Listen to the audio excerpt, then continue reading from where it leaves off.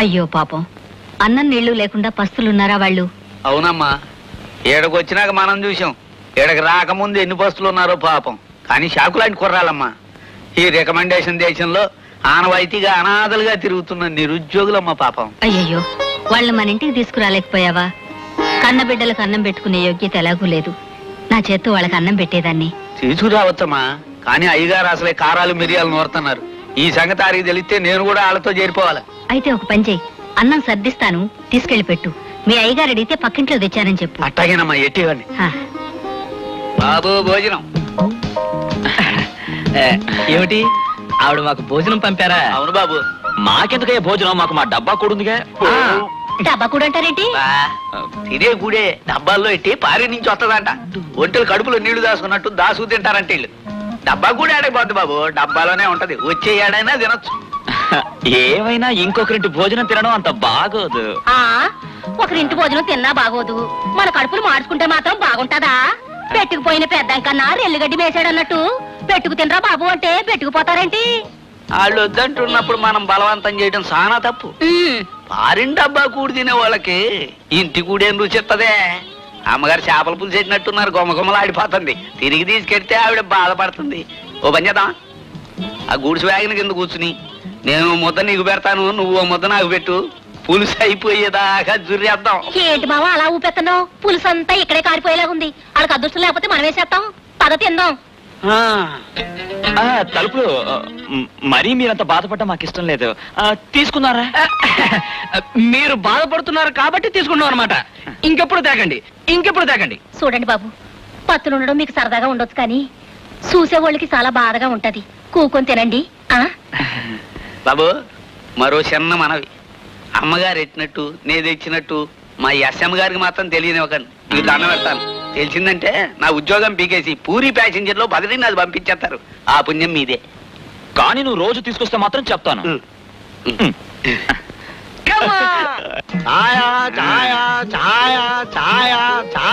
ఎండా Potter sir సుఖమాగల చొక్క పగల్లాగితే ఉద్యోగం పోద్ది. అదెల్లో సుఖమాగల నాకు తెలుసు. నా ఉద్యోగానికి ట్రై చేస్తున్నావు నువ్వు. ఎండా సారం వేరే. Hello Menon, can getup change Telugu. అబ్బా ఇది ఎందా 4 మొబైల్ టీ స్టాల్ ఉండో. రేపటి నుంచి మీరు టీకి అంగే వెరడం. నీ ఇంప్రూవ్మెంట్ కి ఏమిటి కారణం? ఎల్లాం సరిపోడే కారణ్యం. చెప్పనే ఇంటి పేరు గలవాడికి హెల్ప్ చేస్తుంటారా? సాయో సాయో సాయో.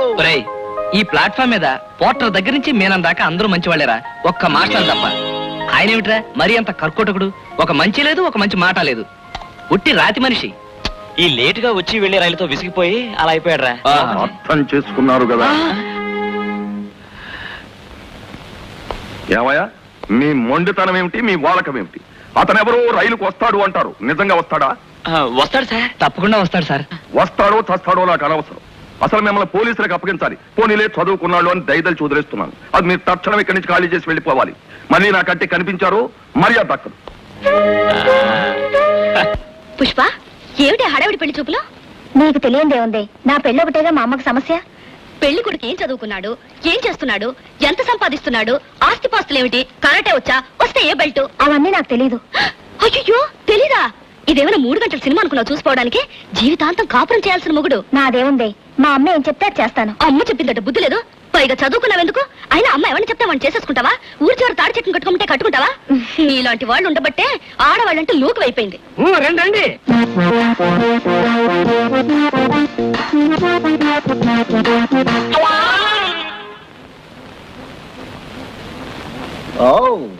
ఏమే వీడా పెళ్లి కొడుకు? తొండకి టై కట్టినట్టున్నాడు.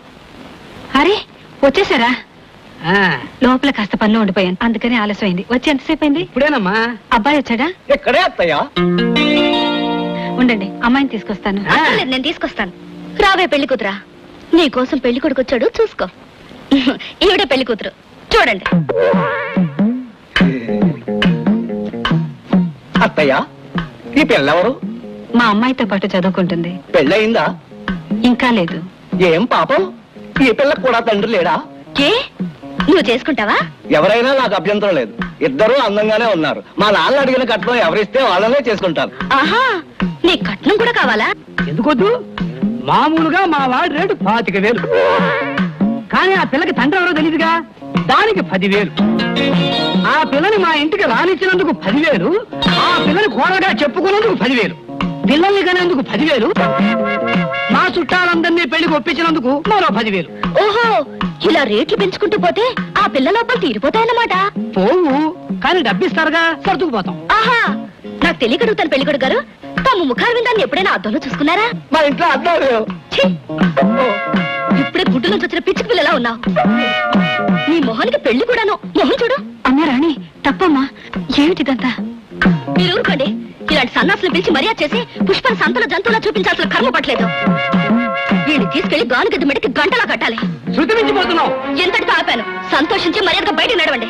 ఇది దరిద్ర కొట్టే సంబంధం అని తెలిసి కూడా వచ్చాను చూడు. మా చెప్పుతో మేము కొట్టుకోవాలి. ఎందుకంత సమా? నా చెప్పిస్తాను. నాన్న ఆ పిల్ల చెప్తే వద్దు, పళ్ళు ఊడిపోతాయి. పెళ్లి కలిపి పిలిచి పిచ్చికి పిల్లలు అంటారా? మాకు రోజులు వస్తాయి. అమ్మా రాణి, ఇంటికి వచ్చిన వాళ్ళని ఇలా అవమానపరిచి పంపించడం బాగుందా? మన ఇంటికి వచ్చి మనల్ని అవమానపరచడం బాగుందంటే? నా పరిస్థితికి నేను పుష్పకు పెళ్లి చేయాలంటే ఇలాంటి అవమానాలు నేను భరించక తప్పదమ్మా. ఏం పరిస్థితులు అంటే? మాటి మాటికి మిమ్మల్ని మీరు కించపరచుకోకండి. పుష్ప గుడ్డిది కుంటిది కాదు, లక్షణమైన అబ్బాయి వస్తాడు. దీని డబ్బు కోసం ఆశపడి చేసుకునేవాడు డబ్బు చేతికొచ్చాక మెడ పట్టుకుని మన ముందుకే గెంటేస్తాడు. అప్పుడు ఏడవడానికి కూడా అర్హత ఉండదు. గుర్తుంచుకోండి. పదవే, కాలేజీకి టైం అయింది. ఓకే, తలుపులు చిన్నాడు బ్లాక్ అయ్యాట, వెళ్ళి బెలగొట్టు. అలాగే. అవును, ప్రొద్దుటి నుంచి ఆ సుందోపు ఎక్కడ కనపడడం లేదేమిట్రా? ఎక్కడ దొరకడండి? రాత్రి వెళ్ళిపోయారండి. వెళ్ళిపోయారు? చెప్పా చేయకుండా వెళ్ళిపోయారు ఏమిట్రా? పొద్దుమానం మీరు పొమ్మంటున్నారు కదండి, ఇంకా మీకు చెప్పటం నేను కానీ నాకు మాత్రం చెప్పి వెళ్ళారండి. మీరు అడిగితే చెప్పమన్నారండి. నన్ను వాళ్ళు ఏమైనా అర్థం చేసుకున్నారేమోరా? ఆలేటి బాబు, మీరు అన్న మాటలో మన ప్లాట్ఫారం మీద బండినంటే మళ్ళీ ఈ లైన్ లోకి వచ్చి ఉండేది కాదు. అనే ముందు కాస్త ముందు వెనక ఆలోచించుకుని అనాలి కదండి. వాళ్ళు నా ఇంట్లో ఉన్నా నేను బాధపడను రా, కానీ రైల్వే స్టేషన్ లో మకాం పెడితే మాత్రం ఐ కాంట్ టాలరేట్. ఏమైనా కుర్రాళ్ళు మంచాళ్ళరా పాపం. ఇంకొక క్షణం కూడా స్టేషన్ లో ఉండకూడదని మాస్టర్ ఖచ్చితంగా చెప్పేశారు. ఉంటే రైల్వే పోలీసుల చేత అరెస్ట్ చేస్తారట. జైలుకు పోవడం కంటే రోడ్ మీదకి పోవడం మంచిది కదమ్మా. అందుకే మరోవైపు ప్రయాణం మొదలు పెట్టాం. చూడమ్మా, మా కడుపులో మండుతున్న ఆకలి గురించి మేము ఏనాడూ ఆలోచించలేదు. కానీ మేమెవరమో తెలియకుండా మా ఆకలిని గుర్తించి మాకు అన్నం పంపించారే, మీకు చెప్పకుండా వెళ్తే బాగుండదని మీ కృతజ్ఞతలు చెప్పి వెళదామని వచ్చాం. అయ్యో, ఎక్కడికి వెళ్తారు బాబు? ఎక్కడికి వెళ్లాలో తెలిసిన వాడికి బాధ, కానీ ఎక్కడికి వెళ్లాలో తెలియని వాడికి కాశ్మీర్ టు కన్యాకుమారి ఒకటేనమ్మా. అంటే మీకు వెనక ముందు ఎవరూ లేరా? ఎవరో ఫ్రెండ్ వస్తాడని చెప్పినట్టున్నారు. ఇది ప్రపంచం, ఇక్కడ బ్రతుకుతున్నామని మాకు ఊహ తెలిసేసరికి మాకు తెలిసిన ఒకే ఒక వ్యక్తి ఆ అనాథాశ్రమం వార్డునొక్కడే. అంటే మీకు నాన్న వాళ్ళు ఎవరూ లేరా? లేకపోవడం ఏమిటమ్మా? నిరుద్యోగం, ఆకలి, అవసరానికి అబద్ధాలాడటం, ఆ అబద్ధాలకు గొడవలు పట్టడం, వీళ్ళంతా మా ఫ్రెండ్సే. ఎరా? అయితే మీరిద్దరూ అన్నదమ్ములు గారా? అన్నదమ్ములం కాదు, కానీ అన్నదమ్ములమే. అదేమిటి బాబు? మేము కన్నతల్లి కన్నా అన్నదమ్ములం కాదు, కరువు తల్లి కన్నా అన్నదమ్ములం.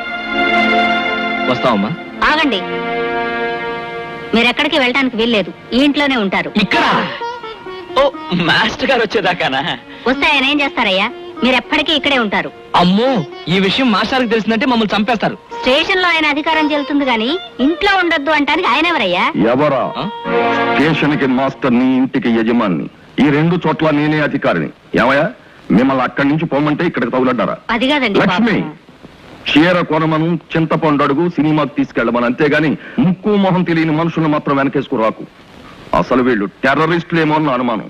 మాస్టర్ గారు, మా పొజిషన్ లో ఉంది కాబట్టి మీరు దారుణంగా మాట్లాడుతున్నారు. మాకు టైం వస్తుంది, అప్పుడు మేము కూడా పెద్ద కారులో మీ స్టేషన్ పక్కనుంచే వెళ్తాము. అప్పుడు మేము కూడా మిమ్మల్ని టెర్రరిస్టులు అనగలం. పిన్ని గారు కూడా అవును ఒప్పుకుంటారు. అలాగే, మీరు బయటకు వెళ్ళండి. వెళ్ళండి ముందు. అయ్యారు సార్, ఏమిట్రా? ఏం 69 టౌన్ సత్యాపురం వదిలి పావుగంట అయింది సార్. బ్రిడ్జి దగ్గర ఫిష్ ప్లేట్లు టెర్రరిస్టు తీసేస్తున్నట్టు ఇన్ఫర్మేషన్ వచ్చింది సార్. ఏమండి, మీరెందుకండి? పోలీస్ రిపోర్ట్ ఇవ్వండి. లక్ష్మి, స్టేషన్ లో రైళ్లను ఆపడం, పంపడం మాత్రమే కాదు మన డ్యూటీ. ప్రజల ప్రాణాలను రక్షించడం కూడా మన డ్యూటీ. ఆ డ్యూటీ పౌరులుగా మాకు ఉంది. ఈ స్టేషన్ లో ఉంటూ మీ అన్నం తిన్నందుకు రుణం తీర్చుకునే అవకాశం కలిగింది. అవును సార్, మీరు ఇక్కడే ఉండండి. ఏ ప్రమాదం రాకుండా చూసే పూచి మాది. కమా సార్, ఒకవేళ మాకేదైనా అయితే ఒక్క మాట సార్. ఇన్నాళ్ళు మా ఫ్రెండ్ వస్తాడని చెప్పామే, ఇక రాడు. ఎందుకంటే అది అబద్ధం.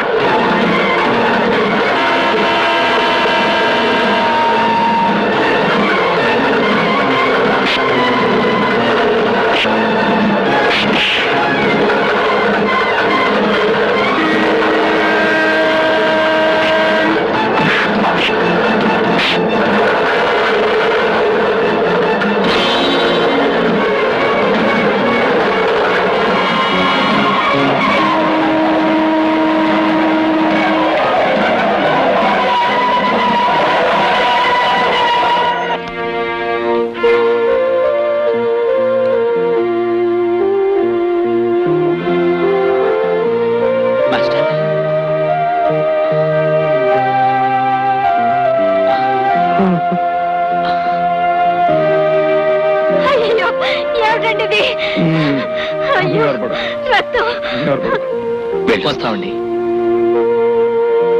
ఆగండి.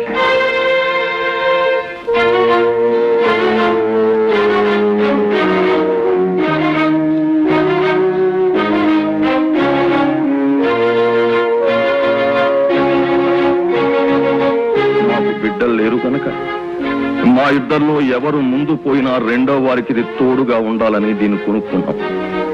ఈ రోజు మిమ్మల్ని చూశాక ఇక దీని అవసరం ఉండదు అని నిర్ణయానికి వచ్చాను.